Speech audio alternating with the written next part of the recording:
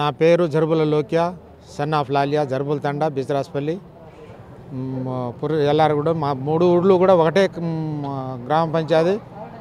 ఆయన నాకు 3 సంవత్సరాల నుంచి చేనులకు వెళ్ళి పోనీయకుండా నానా ఇబ్బందులు పెడుతుండు. 3 పంటలు రాలిపోయినాయి. ఎంఆర్ఆవు గారికి దరఖాస్తు ఇచ్చిన ఎల్లారగూడెం అచ్యుతరావు గారు నన్ను పోనీయకుండా దారిని నానా ఇబ్బందులు పెట్టి 2 పంటలు రాలిపోయినాయి కూడా. నాన్న తెరులు ఏం లేదు, నాకు తినడానికి తిండి లేదు. చేనుకెళ్ళి పోదామంటే దొంగతనంగా పోవాల్సి వచ్చింది. దొంగడు పోయినట్టు పోవాలి, దొంగడు వచ్చినట్టు రావాలి. గొడ్లు పోవడానికి అధికారం లేదు.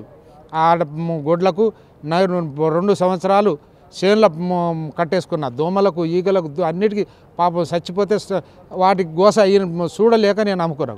ఆయన ఇట్లాంటి పరిస్థితి. ఆయన కంట్రాక్ట్ పని చేస్తాడు. రామ్మడుగు వెంకటేశ్వరరావు కొడుకు అచ్యుతరావు గారు. ఆయన టీఆర్ఎస్ పార్టీ తరఫున నన్ను నానా ఇబ్బందులు పెడతాడు. అసలు నువ్వు ఈ రోకే ఉండవద్దని నాకున్నదే 8 ఎకరాల పొలం చేను. ఆ చేనుకు పోవడానికి నాకు నానా ఇబ్బందులు అవుతుంది. ఆ చేను కనుక దారి వెళ్ళకపోతే నాకు ఆత్మహత్య తప్ప రెండోది ఏమి లేదు. గవర్నమెంట్ ప్రభుత్వం దారి అబ్బాయిపాలెం శివారాయి కాడ నుంచి 105కు బిజ్రాస్పల్లి చెరువుకు వెళ్ళే బండ్ల దారి 20 ఫీట్లతోటి 21 ఫీట్లతోటి ఉన్నది.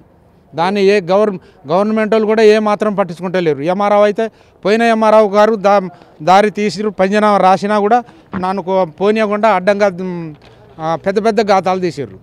ఎంఆర్ఆవు గారికి ఫిర్యాదు చేసిన, ఆర్డీఓ గారికి ఫిర్యాదు చేసిన, పోలీస్ స్టేషన్లో రిపోర్ట్లు ఇచ్చిన, తిట్టినా కూడా నేను కేసు పెట్టినా కేసు కూడా ఇవాళ కనుక ఎస్టీఎస్సీ కేసు పెడితే ఇవాళ కనుక నాకు వాళ్ళను పట్టుకునే నాదుడే లేకపోయాడు. అదే మాకైతే 3 రోజుల్లో పట్టుకపోదురు పోలీసు వాళ్ళు.